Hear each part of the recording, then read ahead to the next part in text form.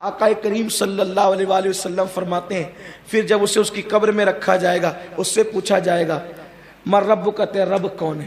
ما دینک، تیرا دین کیا؟ سرکار فرماتے ہیں نیک ہوگا تو پھٹافٹ جواب اس کی زبان پہ آئے گا۔ یہاں کتنا بھی رٹ لو آپ تو سوچیں گے کتنا آسان ہے نا، کتنا آسان ہے۔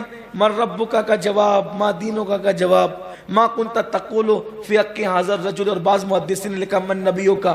یہ 3 سوال ہیں، کتنے آسان ہیں، پھٹافٹ ہم دے دیں گے۔ وہاں پھٹافٹ نہیں چلے گا۔ اللہ جس کی زبان پر جاری کرنا چاہے گا اسی کی زبان پہ جواب جاری ہوگا۔ تو سوال کریں گے، بلکہ حدیث پاک میں آتا ہے کہ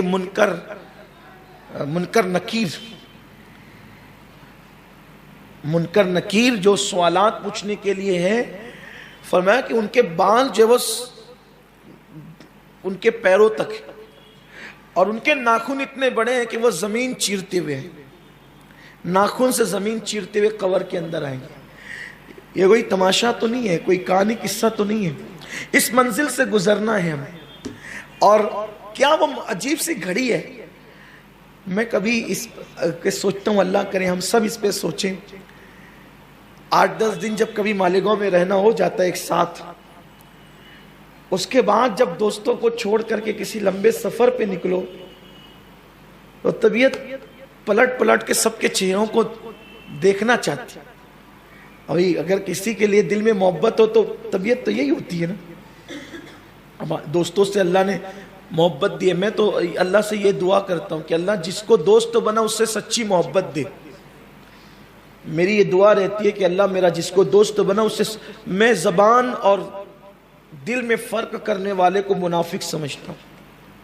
یا تو کسی سے دوستی نہ کرے اور کرے تو سچی محبت کرے، کیونکہ جب آپ کے دوستوں کے لیے آپ کے دل میں سچی محبت ہوگی تبھی اللہ کے لیے آپ کے دل میں سچی محبت ہوگی۔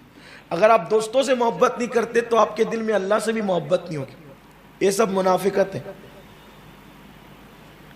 تو پہلے تو دوستی مت کرو، کسی سے کرو تو سچی محبت۔ تو اللہ سے دعا کرتا ہوں، تو اور محبت بھی اللہ نے دی، تو جب 8-10 دن کے بعد انہیں چھوڑنا ہوتا ہے تو میں سوچتا ہوں یا اللہ واپس پھر پلٹ کر انہی کے درمیان آنا ہے، تو گھر والوں کا، دوستوں کا چہرہ بار بار دیکھنے کو جی چاہتا ہے۔ چند دنوں کے لیے جاتے ہیں تو اب تصور کریں قبر میں لٹا دیے گئے، کتنے صدمے اس مردے کے لیے۔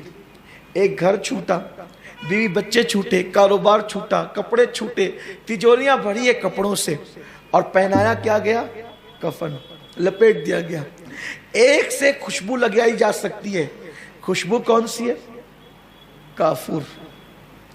اب سوچے، تھوڑا سا غور کریں، عود نہیں چلے گا، عنبر نہیں چلے گا، اور اگر ہم ڈالتے بھی ہیں لیکن جب کافور لگایا جاتا ہے تو ساری خوشبو دب جاتی ہے، خوشبو آتی ہے کافور کی۔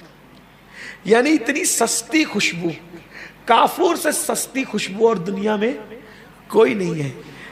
کفن ہے، کافور ہے۔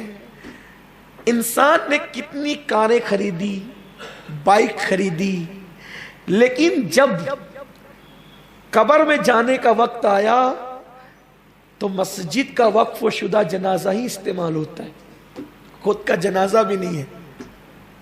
خود دیکھو کتنی عبرت کی بات ہے سوچنے کی، یہ میرا، یہ میرا، کتنا کڑ رہا ہے آدمی، یہ میرا، یہ میرا، یہ میرا، اور سب میں لگائے۔